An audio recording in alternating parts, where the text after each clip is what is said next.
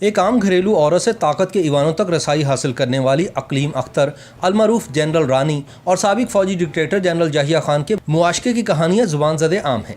लेकिन जब हमुदुर रहमान कमीशन ने जनरल याहिया से बाज़पुर्स की तो याहिया खान ने यू टर्न लेते हुए जनरल रानी को अपनी बहन करार दे दिया और तारीख को शर्मिंदा कर दिया। जनरल रानी के नाम से मशहूर बेगम इकलीम अख्तर मरूफ खातून सहाफ़ी अरूसा आलम की माँ और गुलकार फ़ख्र आलम की नानी थी। अरूसा आलम ने 10 बरस पहले भारतीय पंजाब के वज़ीर आला कैप्टन रिटायर्ड अमरिंदर सिंह से शादी कर ली थी और इंडिया मुंतकिल हो गई थी।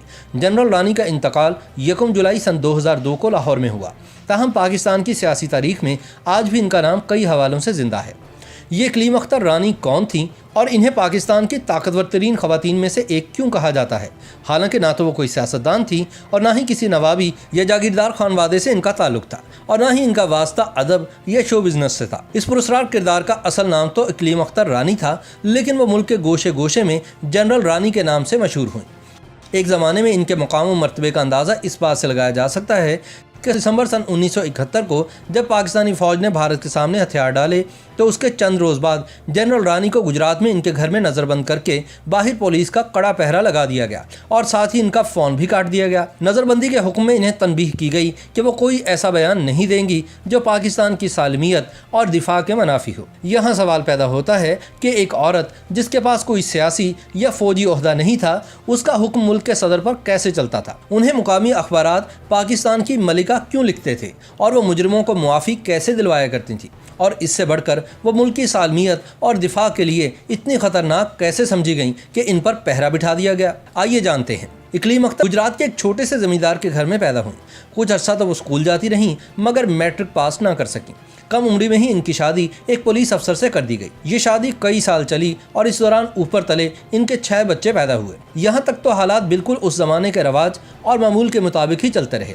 इस कहानी में यकलख्त एक ऐसा मोड़ आया जिसने सारा प्लॉट तलपट कर दिया। 60 की दिहाई के अवाइल का जिक्र है कि इकलीम अख्तर अपने खावन के साथ मरी की मशहूर माल रोड पर चहलकदमी के दौरान चेहरे से नकाब हटाने पर अपने खावन के अताब का निशाना बन गई और उसने इकलीम पर हाथ उठा दिया। अपने एक इंटरव्यू में इकलीम अख्तर ने बताया था कि बस यही वो लम्हा था जिसने इनके अंदर बगावत का शोला भड़का दिया। अपने खावन की हरकत से इन्हें इतनी जिल्लत महसूस हुई कि इन्होंने वहीं अपना बुर्का नोच कर मरी की माल रोड पर फेंक दिया। इकलीम अख्तर रानी ने उसी वक्त तहैया कर लिया कि अब वो किसी की बीवी बनकर नहीं रहेंगी बल्कि अपनी मर्जी की ज़िंदगी गुजारेंगी।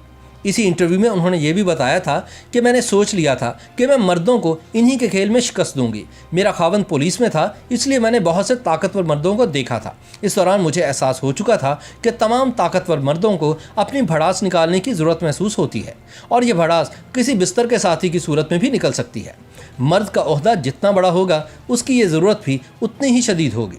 चंद बरस बाद इकलीम अख्तर ने मर्दों की यही ज़रूरत पूरी करने के लिए एक एजेंसी खोल ली जिसमें कई खूबरू लड़कियां इनके लिए काम करने लगीं, जिनमें फिल्मों की बाज़ नामवर फनकाराएँ भी शामिल थीं। इस मकसद के लिए इकलीम अख्तर ने कराची या लाहौर जैसे बड़े शहरों की बजाय रावलपिंडी का इंतखाब किया। शायद इसकी वजह यह रही हो कि इन 2 शहरों में नेपियर रोड और हीरा मंडी की शक्ल में पहले ही मुकाबला बहुत सख्त था। वैसे भी रावलपिंडी फैसला साजों का शहर था और इकलीम अख्तर वहाँ ताल्लुकात बनाना चाहती थी। साबिक आईजी पंजाब सरदार चौधरी के मुताबिक जनरल याहिया खान और जनरल रानी की पहली मुलाकात सियालकोट में हुई थी, जहां इकलीम अख्तर उर्फ रानी कंबाइंड मिलिट्री हॉस्पिटल में ज़ेर इलाज थी। फिर इनकी मुलाकात रावलपिंडी में नावनोश की एक महफिल में हुई और गोया चिंगारियां भड़क उठी। इसके बाद जनरल याहिया इकलीम अख्तर के यहाँ बाकायदगी से आने जाने लगे। हत्ता के सरदार चौधरी के बकौल सन 1965 की जंग में जब याहिया खान छम जोड़ियाँ सेक्टर के इंचार्ज थे, उस वक्त भी महाजराई से वक्त निकाल कर वो फौजी हेलीकॉप्टर में रानी के घर आया जाया करते थे। जनरल याहिया वहाँ घंटों गुजारते और ख़ुद को रिलैक्स करते। जल्द ही अयूब खान ने इक़्तिदार की बागें याहिया खान को सौंप दी और ख़ुद गोशाए आफियत में चले गए, जिसके बाद याहिया खान ने मुल्क में दूसरा मार्शल लॉ नाफिज कर दिया और मुल्क के स्याह सफ़ेद के मालिक बन गए। जनरल याहिया का सितारा बुलंद हुआ तो बेगम इकलीम के अख्तर भी ऊपर उठते चले गए। यही वो ज़माना है जब अखबारों में इनका तस्करा होने लगा। कहा जाता है कि जिस बड़ी शख्सियत को इकलीम अख्तर ने जनरल याहिया खान से मुतारिफ करवाया वो मैडम नूरजहाँ थी। याहिया खान को मैडम नूरजहाँ की आवाज़ पसंद थी। ये वही ज़माना है जब मशरक़ी पाकिस्तान में खाना जंगी जारी थी और मुल्क 2 हिस्सों में टूटने वाला था। जनरल याहिया खान के जवाल के बाद जनरल जनरल रानी का सितारा भी गहना गया और इन्हें कई महीनों तक नजरबंद रखा गया। मशहूर वकील एसएम जफर ने इनका मुकदमा लड़ा और कोशिश करके इन्हें रिहा करवाने में कामयाब हो गए। वो अपनी किताब मेरे मशहूर मुकदमे में लिखते हैं कि जनरल रानी को जुल्फ़िकार अली भुट्टो पर बड़ा गुस्सा था कि इनके दौरे हुकूमत में मेरे साथ ये सलूक क्यों हो रहा है। उन्होंने एसएम जफर को एक ख़त में लिखा कि मेरी दोस्ती याहिया खान से ज़्यादा तो जुल्फ़िकार अली भुट्टो साहब से थी। 1 साल से वो मेरे आगे पीछे रहे, मैं इनके लिए दावतों का एहतमाम करती रही। जब सकूत ढाका की तहकीकात शुरू हुई तो इस हवाले से बनने वाला हमीदुर रहमान कमीशन जनरल रानी के मामले तक भी पहुंचा।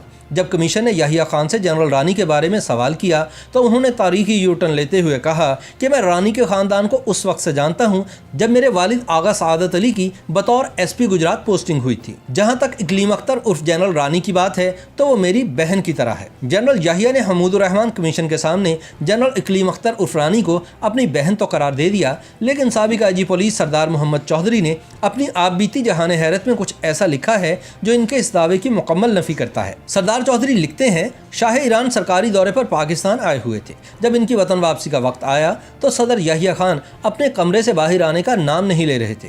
सब लोग इंतजार में थे। प्रोटोकॉल का बहुत संगीन मसला पैदा हो गया क्योंकि जनरल याहिया खान के बेडरूम में दाखिल होने की कोई जुर्रत नहीं कर सकता था।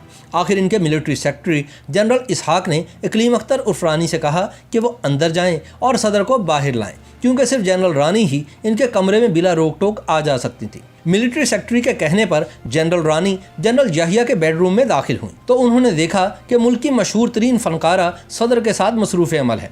कुछ लोग कहते हैं कि वो शख्सियत मलिका तरन्नुम नूरजहां थी। खुद जनरल रानी के बकौल इनको इस मंजर से बड़ी कराहत और रकाबत महसूस हुई। उन्होंने कपड़े पहनने में तब के नंगे सदर जनरल याहिया खान की मदद की और वो मुश्किल तमाम इन्हें कमरे से बाहर लाईं ताकि वह शाह ईरान को अलविदा कह सकें।